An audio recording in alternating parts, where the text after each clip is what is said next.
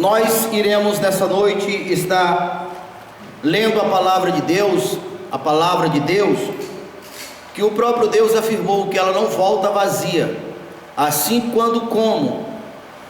após a chuva sair das nuvens, ela não retorna até tocar o solo, e esse solo, uma vez tocado, faz produzir o que tem no solo. Esse solo é nossos corações, segundo o próprio Jesus contou na parábola dos semeadores, Mateus 13. A sua palavra é a semente.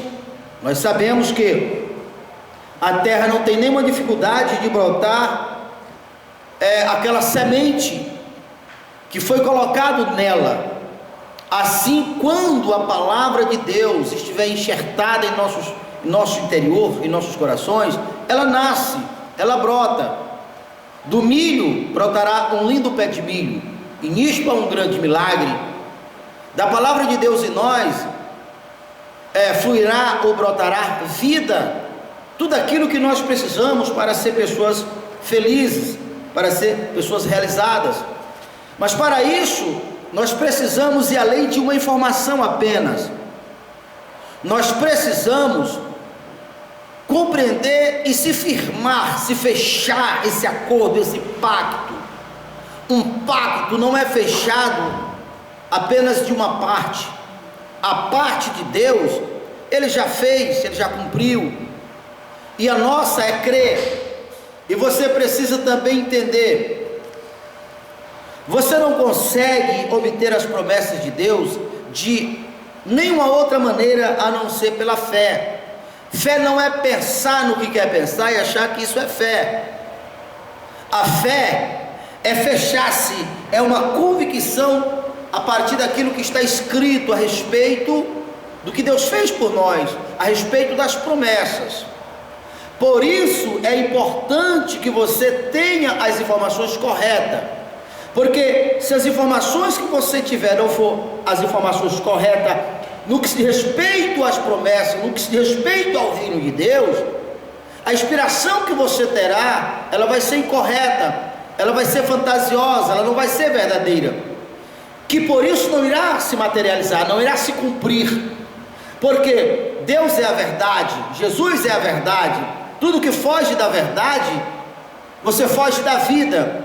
Não tem como desassociar a verdade da vida e a vida da verdade. Então nessa noite nós queremos estar falando a respeito do reino de Deus. O que você precisa saber a respeito do reino de Deus? Você precisa saber a respeito do reino de Deus, que o reino de Deus é um reino eterno. Por que eu sei disso? De onde eu tirei essa inspiração? Da própria palavra. Daniel 2, o verso 44. Mas nos dias desses reis, o Deus do céu suscitará ou levantará um reino que não será jamais destruído. Este reino não passará a outros povos, e esse reino destruirá, esmiuçará todos os demais reinos, mas ele mesmo não será destruído, e a sua duração é eterna. Daniel falou isso para o rei Nabucodonosor, que naquela época era o maior rei da terra. E ele, Daniel, estava falando que assim como o reino de Nabucodonosor iria ser destruído, todos os reinos que se levantariam depois também seria destruído com a aparição do reino do Messias, o reino eterno. Esse reino que Daniel está falando é o reino literal de Jesus, porque Deus prometeu através de muitos profetas que Deus levantaria um reino justo, semelhante ao rei Davi, e nos dias desse reino o mundo inteiro teria paz, o mundo inteiro desfrutaria de prosperidade, de riqueza. Por quê? Porque o rei que assumiria aquela cadeira que um dia foi de Davi, que é Jesus. Davi foi rei apenas de Jerusalém, mas Jesus iria ser rei e irá ser rei do mundo inteiro, incluindo aqui. Antes que esse reino se estabeleça literalmente, que Jesus se sente pessoalmente com o corpo glorificado lá em Jerusalém, você, ao saber, ao conhecer a justiça do reino de Deus e se firmar, crer, isso é fé. Porque quando Jesus estiver literalmente sentado no trono em Israel, você não precisa mais de fé, porque agora é uma realidade. Porém, fé é, você acredita que o reino dele será de fato estabelecido? Você acredita que de fato o reino de Jesus será um reino de prosperidade? Você acredita que de fato o reino de Jesus é um reino eterno?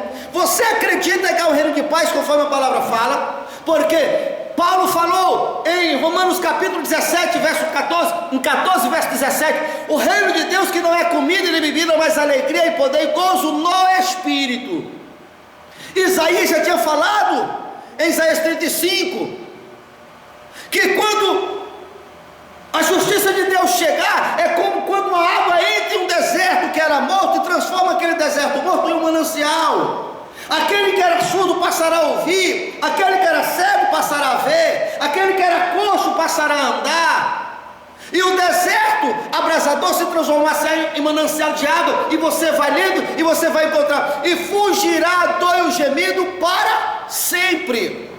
Por quê? Porque o reino dele é eterno e para sempre. Presta atenção nisto. Muito bem, você acredita? Então, essa fé, ela não pode ser uma fé teórica.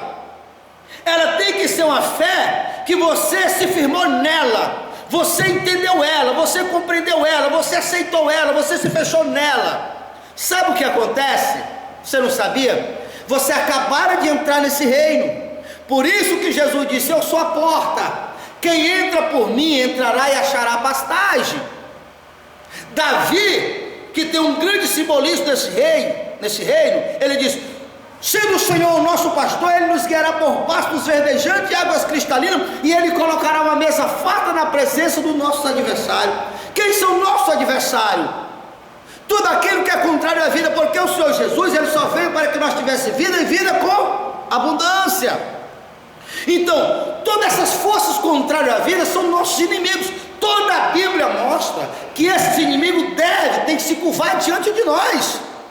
Então, quando você crê, você acabaram de entrar no reino. Por isso que Jesus disse: eu sou a porta. Você pode atrair a justiça desse reino para a tua vida agora. Você pode atrair a prosperidade desse reino para a sua vida agora. Você pode atrair o poder e todas as demais promessas para hoje, para agora. Por quê? Porque você acaba de entrar nesse reino. Você entra nesse reino pela fé. Uma vez que você ouviu a palavra de Cristo, creu, você acabara de entrar. Em quem vós também estáis, depois que ouviste o evangelho da vossa salvação, tendo no evangelho crido, foste selado com o Espírito da promessa. Que promessa? Todas essas promessas.